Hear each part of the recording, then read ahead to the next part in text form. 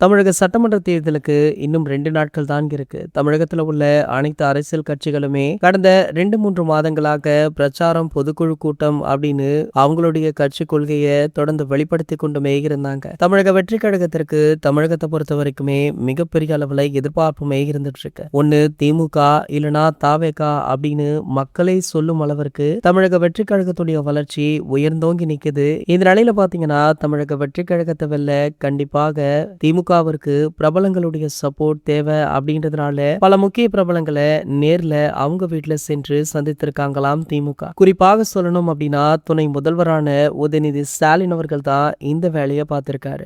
சமீபத்துல இவர் அதிசர நேர்ல சந்தித்துள்ளார் அப்படின்னு சொல்லப்படுது. மேலும் பாத்தீங்கன்னா திமுகவிற்கு ஆதரவு தெரிவிக்குமாறு அவரிடம் கேட்டுக்கொண்டிருக்காராம்.